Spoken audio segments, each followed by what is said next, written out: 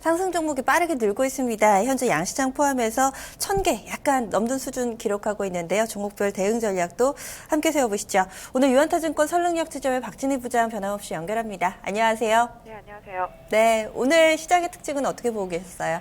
네, 오늘 장 초반입니다만은 시가총액 상위 종목군들은 좀 약세를 보여주고 있습니다. 현대차와 삼성전자 등이 좀 약세를 보여주고 있는 모습 나타나고 있고요. 삼성 SDI, 삼성 SDS까지 삼성그룹주들 전반적인 좀 약세를 보여주고 있습니다. 지금 보신다라면 일단 보험 섹터주들도 약한 모습, 은행주, 금융지주사들도 좀 약한 모습 보여주면서 일단은 금융 섹터 쪽이 해외 증시와 마찬가지로 좋지 못한 모습을 보여주고 있고요.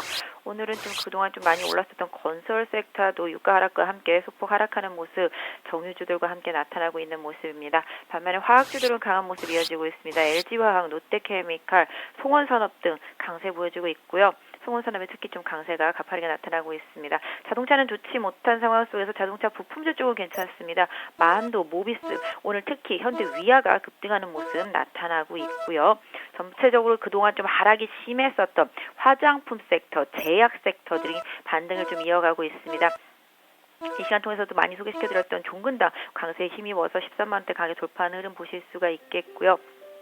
그 외에 인트론 바이오 등도 좀 강세를 보여주고 있습니다. 오늘은 동아 소시오가 상당히 강하게 올라오고 있는 모습 보실 수가 있겠는데요. 대체로 낙폭과대 제약 바이오들, 시젠도 마찬가지가 되겠고요. 고르게 상승하는 모습이 좀 나타나고 있고요. 화장품 섹터주들도 장 초반에 좀 흔들리긴 했습니다만은 대형 화장품 섹터주들은 좀 소폭 약한 모습도 있었습니다만은 낙폭을 좀 줄이거나 상승하는 모습들이 나타나고 있고요. 오늘 한국 콜마가 좀 상승하는 모습이 좀 눈에 띄고 있는 모습을 보실 수가 있겠습니다. 그동안 대체로 많이 하락했었던 내수주들의 일정 부분 좀 반등이 나타나는 반면에 그동안 상승을 많이 했었던 유가 민감주들이 좀 오늘 조성을 보이면서 조선주도 함께 같이 좀 조정을 보이고 있는 모습이고요.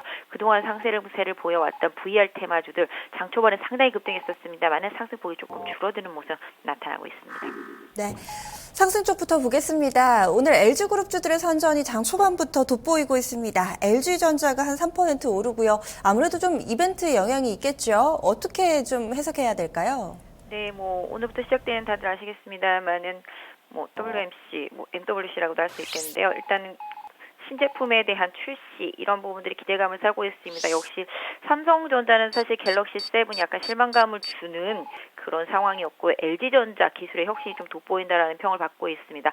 슬롯을 꼈다 뺐다 하면 카메라도 될 수 있고 다른 음향기계와도 연결할 수 있는 여러 가지 기능의 제품으로 호환 가능한 그런 모습의 신제품을 보여주면서 시장의 호평을 받고 있는데요. 그래서 최근에 외국인들이 LG전자를 미친 듯이 쓸어 담은 게 아닌가라고 보여주고 있습니다. 같이 연결해서 LG 이노텍까지도 지금 상승세 보여주고 있는 모습을 보실 수가 있겠고요. LG 디스플레이도 상승 전환한 모습입니다. 그래서 LG 그룹주들 그동안 좀 상당히 좀 삼성 기기에 비해서 좀 많이 지쳐졌다는 평가를 많이 받아왔었는데요.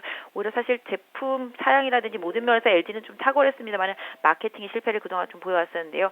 이번에는 어떤 결과를 좀 보여줄지 모르겠습니다만은 LG전자 지금 주가 자체만 놓고 본다라면 일단 최근에 단기적으로 많이 올라왔기 때문에 추격 매수보다는 일단 좀 보유의 시각이 아닌가 시각이 좋지 않을까 싶고요. 일단 단기적으로 한 64,000원대부터 강한 좀 저항이 있다라는 점도 좀 염두에 두실 필요가 있지 않을까 싶습니다.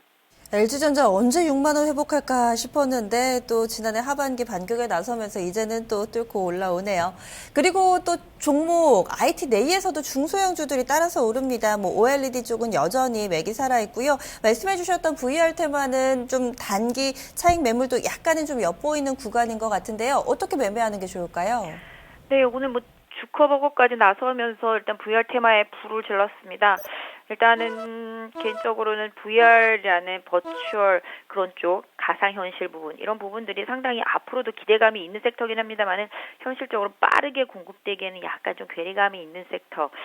사실 기술적인 부분들도 있겠고요. 그 다음에 이제 콘텐츠라는 부분들 여러 가지 부분들에 있어서 일단 시장에서 빨리 흡수하기가 좀 어렵다라는 그런 상황적인 그런 것도 있습니다. 그래서 일단 단기적으로 테마가 좀 강하게 올랐기 때문에 오늘 오히려 딱 개막하고 나서 오히려 차익 실현 매물 나온다고 보시면 되겠습니다. 일정 부분 주가 급등에 대해서 반락하면서 가격 조정이 나올 수도 있다라는 점 좀 염두에 두시면서 추격 매수보다는 조정의 폭을 기다려보시는 전략이 신규 매수하시는 분들한테는 좋지 않을까 싶은데요. 일단 제품도 삼성 같은 경우는 이제 기어를 이제 끼는 스타일, 그다음에 LG 같은 경우는 휴대폰이 연결하는 스타일이 나왔는데요. 개인적으로는 오히려 좀 LG 제품이 사양이 훨씬 더 좋게 느껴지는 그런 모습이었습니다. 일단은 단기적으로 좀 고점에서 매물이 좀 나오고 있기 때문에 매물이 충분히 소화되는 과정을 관심 있으신 분들은 좀 기다려보시는 전략이 좋지 않을까 싶습니다. 네, OLED 쪽에서도 원익 IPS가 현재 한 4%대 오르고요. 주성 엔지니어링도 한 3% 정도의 오름세입니다. 지금 시점에서는 좀 어떻게 대응하는 게 좋을까요? 네, OLED 테마는 식지 않고 있습니다. 정말 불꽃 랠리라고도 할 수 있겠는데요. 원익 IPS도 후발로 다시 동참을 해서 급등세 이어가는 모습이죠. 기업 분할을 앞두고 있었기 때문에 그동안 좀 부진했었는데요. 일단은 지금 현재 주가가 13,500원 부근에 좀 저항을 받고 있습니다. 여기 돌파된다라면은 뭐 기술적으로는 직전 고점 때 보니 14,000원대 초반까지는 일단 좀 가능하다라고 볼 수 있을 것 같고요. 주성 엔지니어링도 잠잠하다가 후발로 지금 상승세를 타고 있죠. 역시 삼성과 LG를 좀 아우르면서 일단 장비를 공급하고 있는데요. 주성 엔지니어링 특히 뭐 LG 쪽으로도 강하게 좀 물량이 공급되고 있습니다. 다만 단기적으로 주성 엔지니어링도 가파르게 올라와서 저항대 부근까지 왔기 때문에 일단 좀 매물 소화 과정이 좀 필요하다라는 판단입니다. 그렇기 때문에 일단 주성 엔지니어링도 보유하신 분들은 전반적으로 한 8,200원권을 마지노선 지지선으로 설정을 하셔서 보시는 전략이 좋을 것 같고요. 일단 추격 매수를 하시는 분들이라면은 당연히 오늘 저점이 다시 깨어지지 않는지 여부를 좀 확인하시는 게 좋지 않을까 싶습니다. 그리고 오늘 현대 위아의 움직임이 상당히 좀 눈에 띕니다. 현재 8%대 급등 시세에 나고 있는데요. 호재가 있었죠. 어떻게 좀 해석하고 계신가요? 네, 일단 디젤 엔진 공장 신설 이런 부분에 대해서 좀 리포트가 나오면서 이제 추가적으로 이제 신규 매출이 가능하겠다, 그래서 실적도 앞으로 좋아지겠다, 뭐 이런 부분들에 대한 리포트가 나왔습니다. 뭐 일단 공장을 지어야 뭔가를 만들어내고 뭔가를 만들어내서 팔아야 돈이 들어오는 거니까 그거는 좀 당연하다라고 보여지고 있습니다. 일단은 뭐 공장을 짓게 되면 뭐 자금 투입은 당연히 들어가는 부분입니다. 일단 단기적으로 좀 많이 올랐기 때문에 개인적으로는 지금 현재 주가에서 추격 매수는 조금 부담스럽다. 왜냐하면 11만 3,000원에서 부터 시작되는 저항대를 돌파하는지를 좀 확인해 줄 필요가 있지 않을까 싶습니다. 그래서 현대 위안을 단기적으로 보유하시는 분들은 최대 한 12만 원 정도까지 1차적으로 좀 보시겠고요.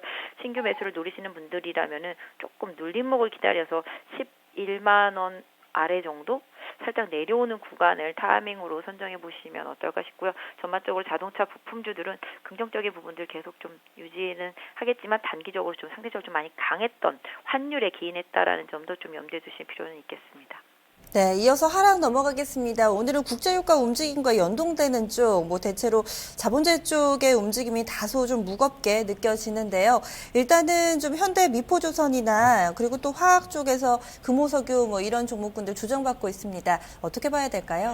일단 유가는 계속 30불을 중심에 두고 등락을 하고 있기 때문에 유가에 따라서 일일비하는 흐름이 나타나는 종목들은 오히려 그 추세를 잘 봐야 되겠습니다.